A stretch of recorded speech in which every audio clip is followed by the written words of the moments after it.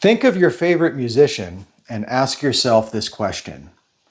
What is this guy's greatest flaw that I am not only willing to forgive him for, but I'm not going to pay any attention to at all because everything else he does is so damned perfect? Well, for me, that musician would be probably Luca Turilli. He's up there, absolute top shelf for me. And even though I adore everything Luca Turilli has been involved in, I have no idea what any of his songs are about because the lyrics are absolute garbage. The lyrics are Luca Turilli's greatest flaw. And I will not only forgive him, I don't need to forgive him for that flaw because everything else around it, everything supporting those lyrics is pure perfection. So in the context of Rider of the Astral Fire from Luca Turilli's album Prophet of the Last Eclipse on today's Czar's Top Shelf, I'm going to do my best to justify my ignorance.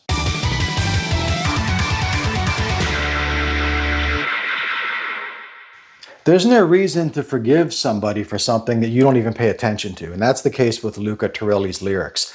I don't give them any mind at all, so I've got no reason to forgive him for any of that. Hell, I've got these two things here. Have you seen these before? Rhapsody's saga is outlined in these books. These are albums and books combined. You could read all about this stuff. I'm hoping someday these things are worth enough money that I could kind of like trade them in for a new car or something like that. They should be, because these albums are killer. All of the early Rhapsody music is killer. But I don't know what their saga is all about. I know it's got something to do with Al Gore, the guy that invented he invented the internet and he invented global warming, that guy. There's stuff about him in here, and there's stuff about midgets. A whole village full of midgets and people with green swords and all that kind of stuff. I don't know. Life is too short to read about midgets, in my opinion. But it doesn't matter. It doesn't matter at all, because the bottom line is that the compositions, the guitar work, the orchestrations, the complex arrangements of early Rhapsody and Luca Turilli, all of that is just over the top and epic. And the ambition in these musical recordings outweighs any of the drivel lyrics that are being sung. I love pretty much all Rhapsody up until the Magic Circle era, where things got kind of bastardized on that label. But prior to that, what Luca and Alex, I have to give Alex credit. I'm talking a lot about Luca in this video because this is a Luca Turilli video. But Luca and Alex were very strong partners in the beginning. What they did together with Rhapsody, it changed heavy metal forever. Before Rhapsody, there were bands that had an orchestra on one or two songs, possibly. But these bands were bands that were on major labels. They're bands that had the might of a budget behind them to hire an orchestra. And usually, like I said, it was like one or two songs, maybe on some sort of special release or some sort of special video here and there. When Rhapsody came on the scene, their debut album on an independent label featured an orchestra, and not just on one or two songs, but on every song. And that process was improved upon album after album as the production value became bigger and more epic with each album they released. It changed heavy metal forever.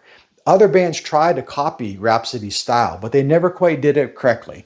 Oftentimes they would do it rather than use like a live orchestra or a live choir, they would use some sort of patches on a keyboard to emulate the sounds of a symphony. Rhapsody had a 30-piece choir in their albums. I mean, you'd buy the album, and on the cover there'd be a sticker saying, featuring 30-piece choir, recorded live in the Czech Republic or wherever they were recorded. It was usually a place where they could do it less expensively. But that you just saw that, and you're like, wow, this is heavy. This gives new meaning to the term epic when it comes to heavy metal. The productions were big. The songs were big. Every musician involved in these Rhapsody recordings was highly proficient at their instrument. There was nothing better. There was a new bar set by Rhapsody, and everybody else in the heavy metal world was trying to catch up with them.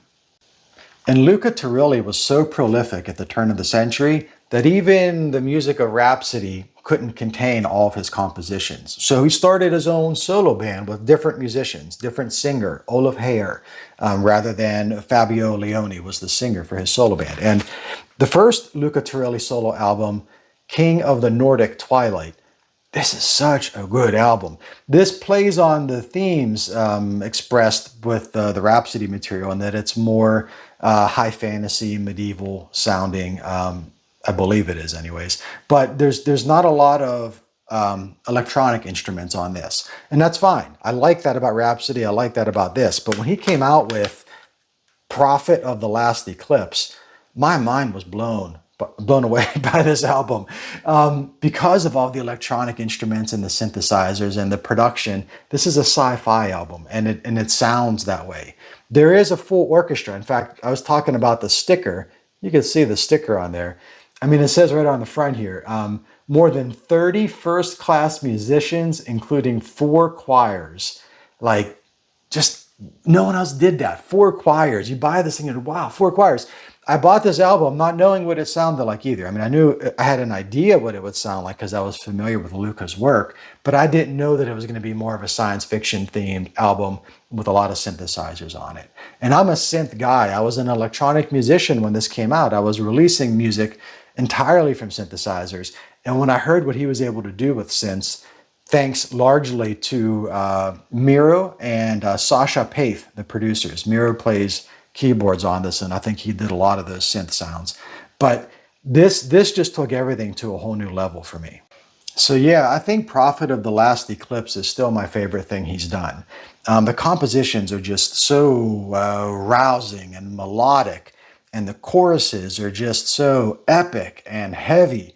And then you've got the synthesizer sounds and the production values combined with these choirs and live orchestras and live string sections and horns and all of this kind of stuff.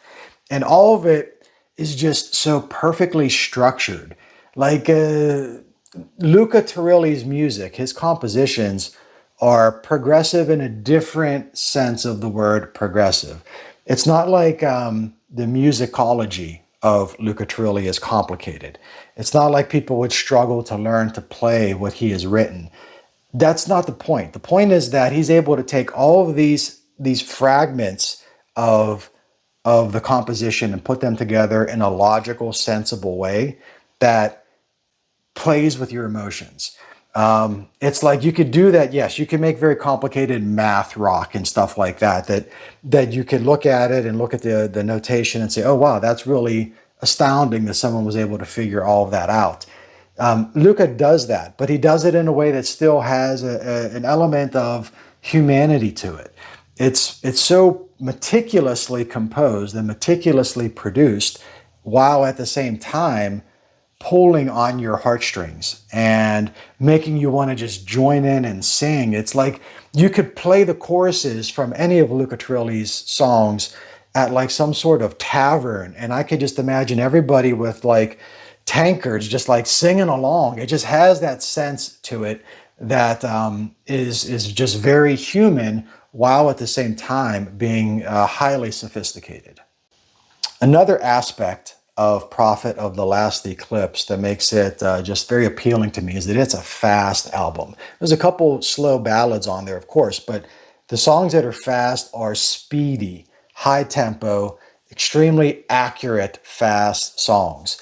And because I don't give a damn about the lyrics, to me it's just a bunch of vocal sounds. It might as well be like Ennio Morricone vocal sounds. It might as well be vocalese as far as I'm concerned.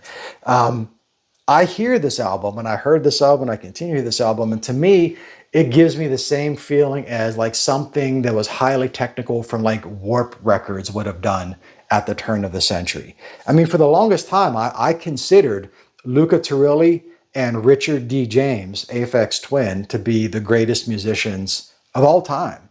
And there's part of me that still feels that way. And I view Prophet of the Last Eclipse largely as an electronic album, even though it's all performed by, like I said, highly proficient humans with the It's almost like to record this album, you almost have to have like a human resources department, because there's just like 30-piece choirs, and there's like 4 of those, and then there's like 30 instruments, 30 violinists and horn players. Plus you got the band itself. The band is like 6 guys. It's like to coordinate all of that together. It is human. It's a human album, but in my brain, maybe just because I'm a synth sort of guy, when my blood is pumping to Prophet of the Last Eclipse, it's pumping in the same way that it would be to, like, I don't know, Project 7 from DJ Lunacy. I get the same sort of invigoration from this album as I do from like happy hardcore of the mid 90s. To me, they're almost one and the same. And they're not. I know they're different. I know they're different. This is just the Zaremba thing. I don't expect you to feel the same way. I'd be surprised if you did. But again, I'm just trying to justify my ignorance for the lyrics here, because electronic music is all instrumental. And even though there's vocal sounds in electronic music, you don't care what they're saying. You're just listening to the tonality of what is being vocalized. And Olaf Heyer is a brilliant vocalist. His voice is amazing, but I don't know what he's saying, and I don't care. I'm just trying to justify that. Let me try a little bit harder.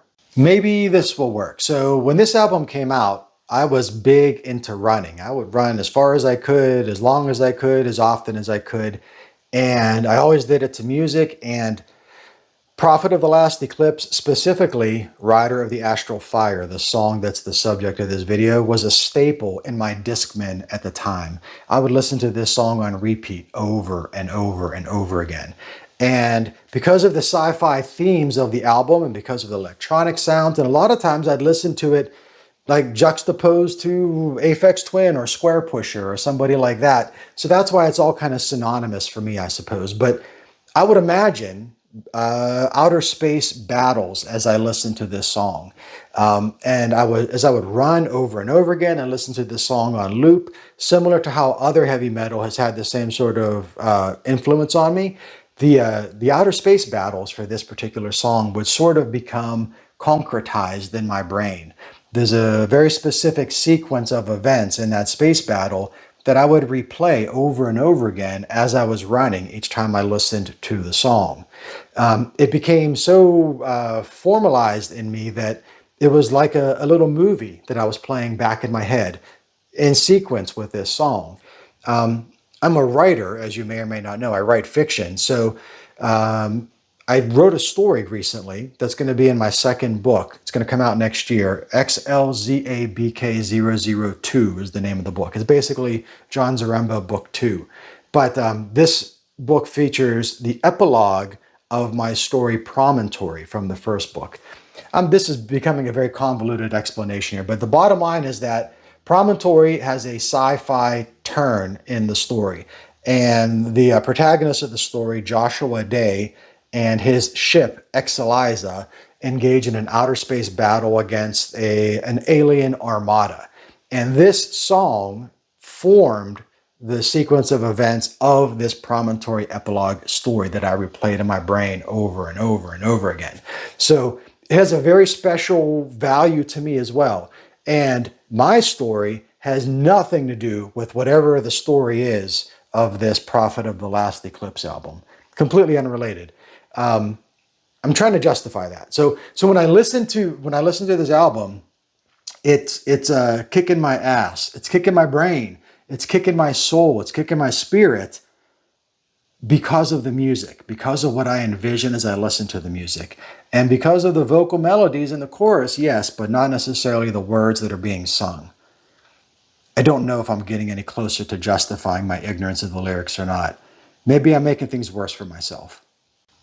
I'll tell you what, I should probably just quit when I'm ahead. So rather than me go on to try to bury myself deeper here, let's give Rider of the Astral Fire a listen. So I'm going to play it. I'm going to pause it every so often to talk a little bit about it and share what's going on in my brain as I listen to it. So are you ready? Let's go. Here comes Rider of the Astral Fire.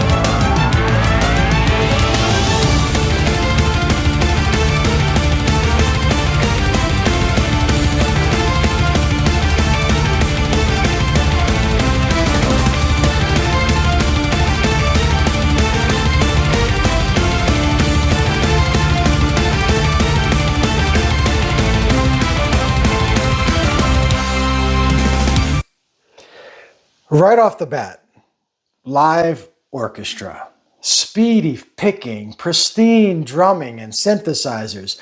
Remember that, yes, a computer was involved in the recording of this album. This is all performed by human beings. Today, there's like, if you know anything about studio work, there's zillions of VSTs and virtual orchestras and fake guitars and fake drums. All of this stuff is common now. Any album you hear that's got orchestral parts, it's all computerized, right? Well, this was 2002. None of that was invented yet. It was there was conceptual ideas of that sort of technology being available, but nobody had it yet. It wasn't out. Sasha Paeth and Miro, the producers of this album, absolute geniuses and pioneers. They laid the groundwork for like the popularization of those VSTs anyways, because people heard this and they wanted this, but they didn't have the foresight or the coordination or the contacts or the money to make it happen with a real orchestra. So all of the stuff you hear now that is a copycat of Rhapsody and a copycat of Luca Turilli's work, it's all done with VSTs on a computer. No one does this anymore. Anyways, yeah, Sasha Paeth and Miro, they're responsible for the impeccable production of all those Rhapsody albums as well. There's a very consistent sound from album to album, and those two guys are really the responsible parties for the way these things are all packaged and produced. Keep listening.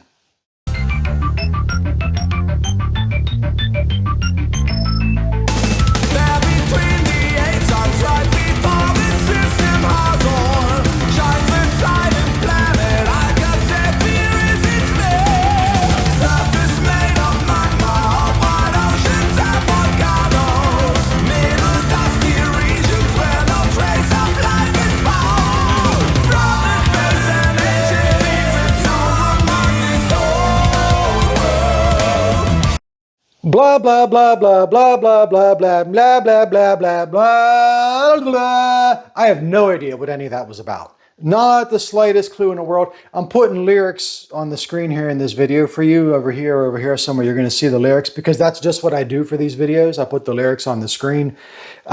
Doing that, which I haven't done yet, but I will do it. It will be the first time that I see any of these lyrics and pay any attention to them.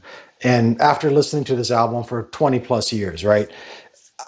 I don't know. I know he's basically talking about some planet or some solar system somewhere about like the topography of the land or something. I don't know why he's singing about that. I have no idea. Why would you write a song and tell a story in the song with such mundane details as far as it being like dusty or lava or whatever he said? I don't understand it, but it doesn't matter. I don't need to care about the lyrics because Olaf Heyer's voice is just phenomenal. His voice is the perfect fit for this type of music, and he just shines brightly throughout Prophet of the Last Eclipse. Let's keep playing.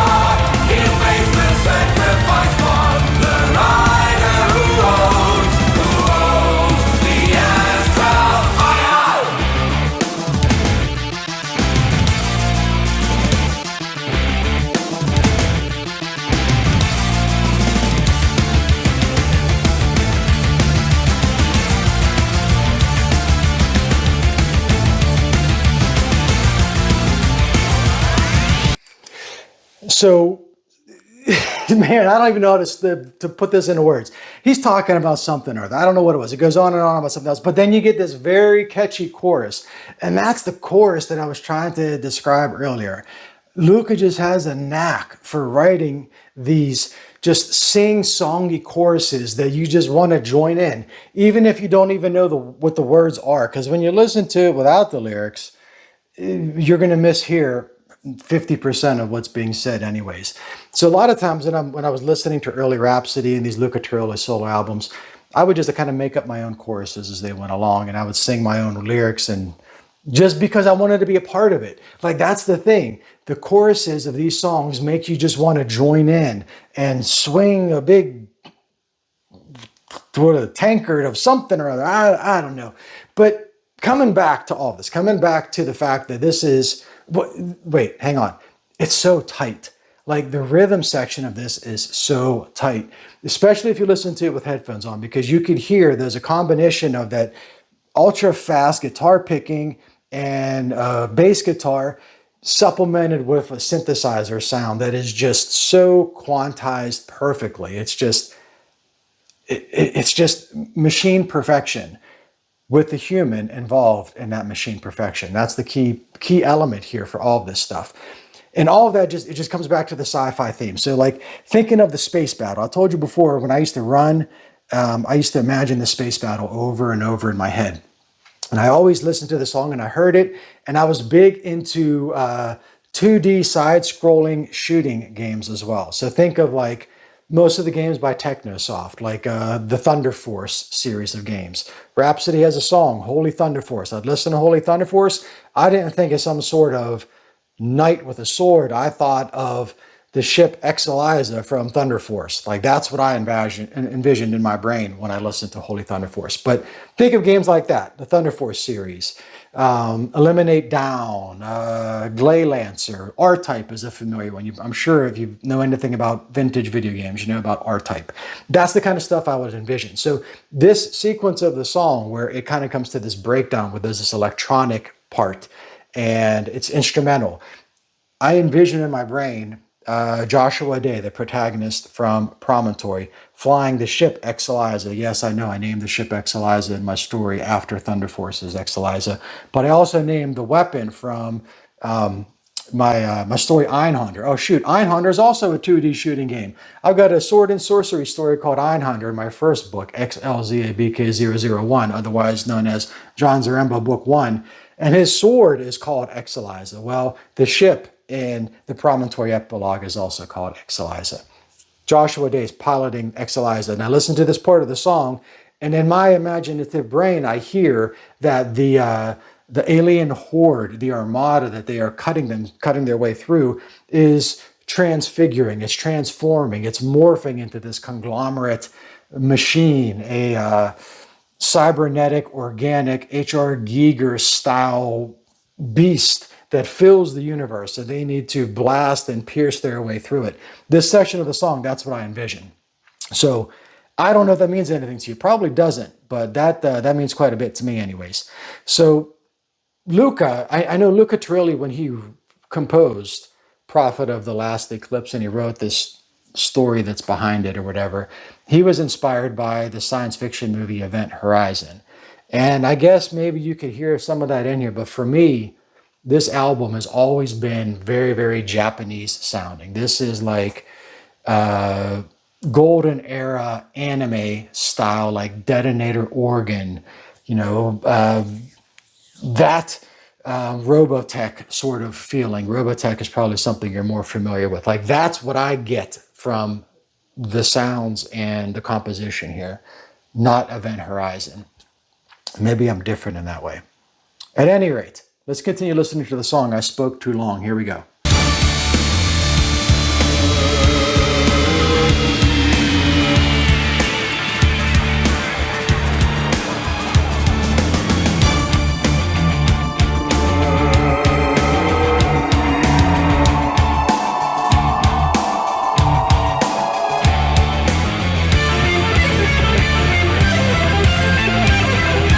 All right. So in this part of the song, like in my story, as I replay this scene in my brain, he's gathering his strength. Joshua Day in the ship Exilize. Exilize is a female. They got a relationship. Don't judge it. It's love, right?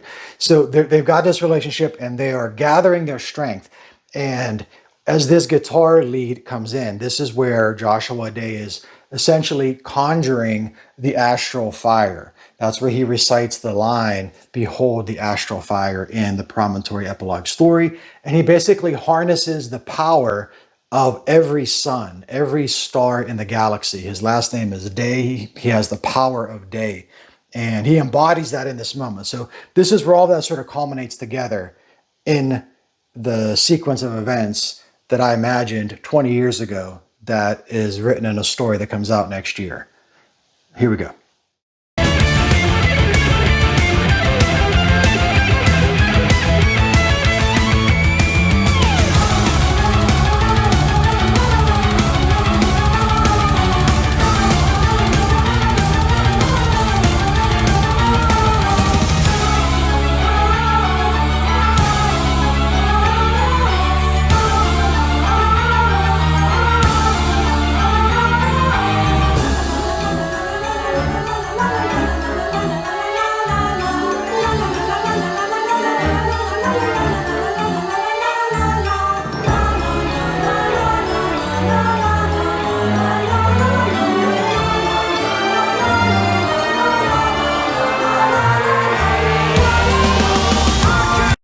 An actual choir. There's probably like 30 kids in that choir. That's one of the 4 choirs that are featured on the album.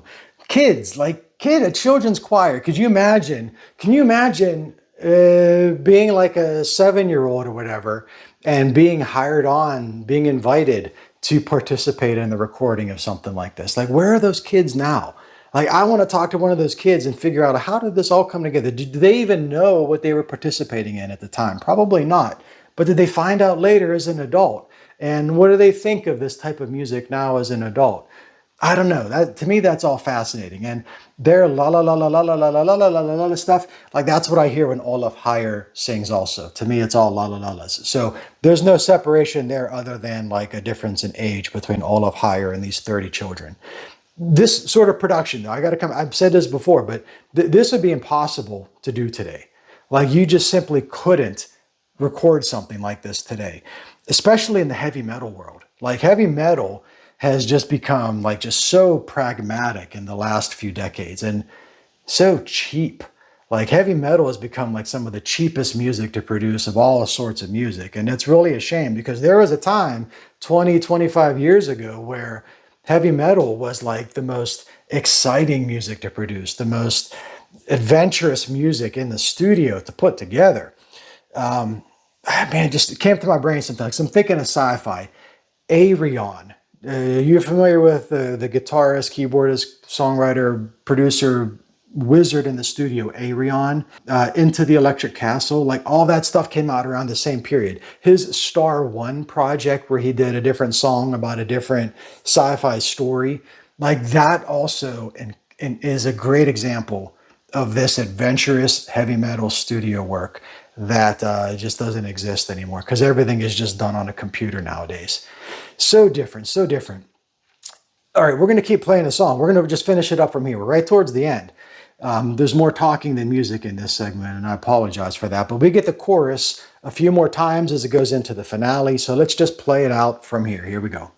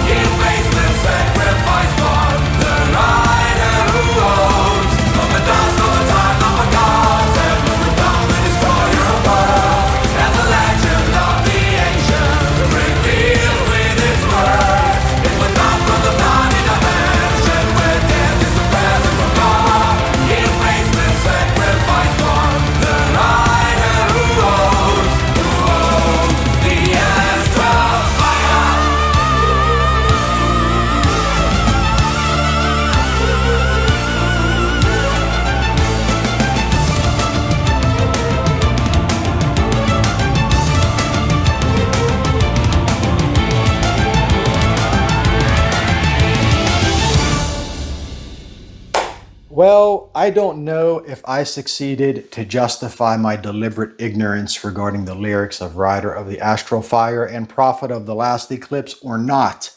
I am pretty sure I failed in this endeavor, but regardless of my success or failure, surely you can understand the appeal of this music. Everything with this recording and most of Luca's work has just been righteous. It's like every decision made during the composition and the performance and the recording and the production, all of those decisions were the right decisions. It's remarkable that something could just be as perfect as this album is.